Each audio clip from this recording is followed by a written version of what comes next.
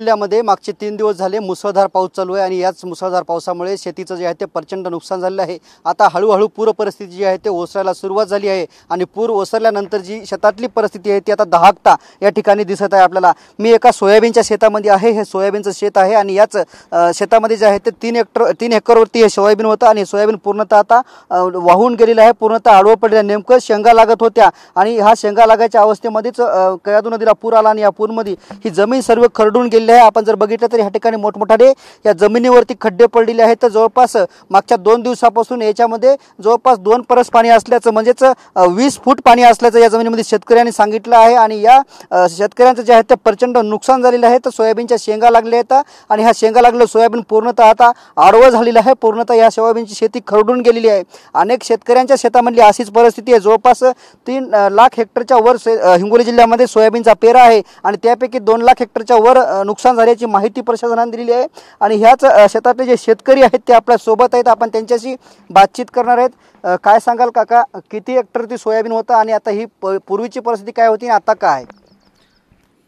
हे साधारणतः एक 2 हेक्टरचं सोयाबीन होतं आणि या सोयाबीन जे आहे हे सोयाबीन पेरून याला शेंगा लागल्या होत्या। पेरत असताना अतिशय चांगल्या दर्जाचं सोयाबीन होतं, पण मागच्या 15 दिवसा अगोदर पाणी नसतं, पण आज पाणी इतकं पडलं की होत्याचं नव्हतं झालं सगळं आणि जे काही पीक होतं ते पीक तर गेलंच गेलं, पण या पिकासोबत आमची जमीन पण गेली। आता ही जमीनही 2-3 वर्ष आम्हाला उपयोगात येणार नाही आणि हे पीक तर काही याच्यातून हाती आमच्या लागणारच नाही, पण जमिनीवर दुसरं पीकही घेता येणार नाही। बरं, किती पिकाचं नुकसान आहे, कुठल्या पिकाचं नुकसान तुमच्या परिसरामध्ये झालेलं आहे? आमच्या परिसरातला जर आपण अंदाज घेतला तर एकही असं शेत नाही आमच्या टाकळगावान शिवारातून जे काही जमीन आहे त्या जमिनीत मग ऊस असेल, सोयाबीन असेल, पपई असेल, इव्हन जे काही शेतकऱ्यांनी जे चारा पिकं पेरली होती जनावरांसाठी ती पण अशी उद्ध्वस्त झालेली आहेत। आजची अशी परिस्थिती आहे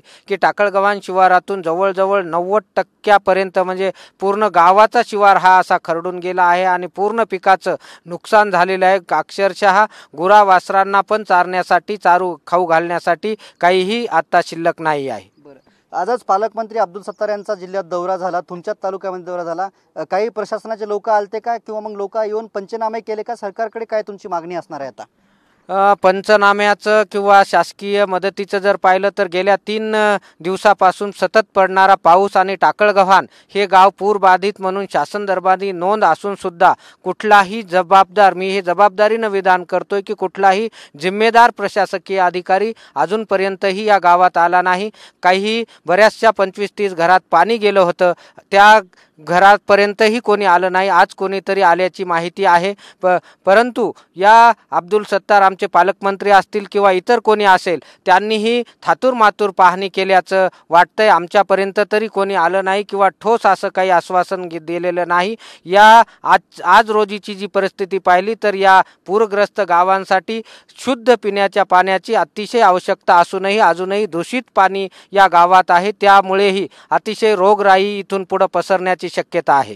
काय शासनाकडे आता या पिकासंदर्भात मागणी आहे तुमची?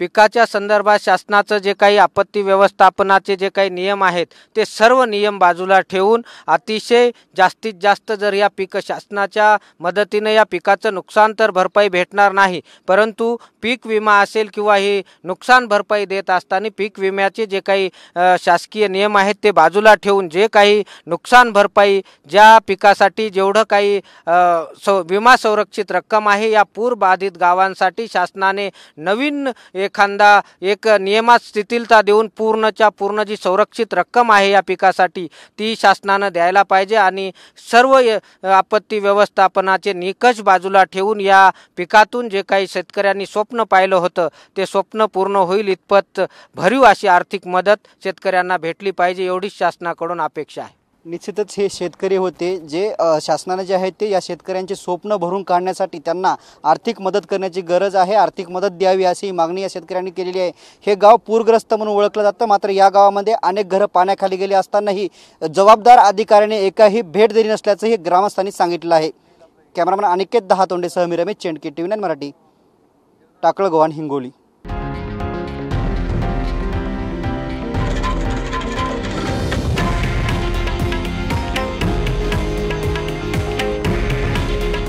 हे आहे देशातील नंबर 1 न्यूज नेटवर्क आणि आपण पाहत आहात TV9 मराठी.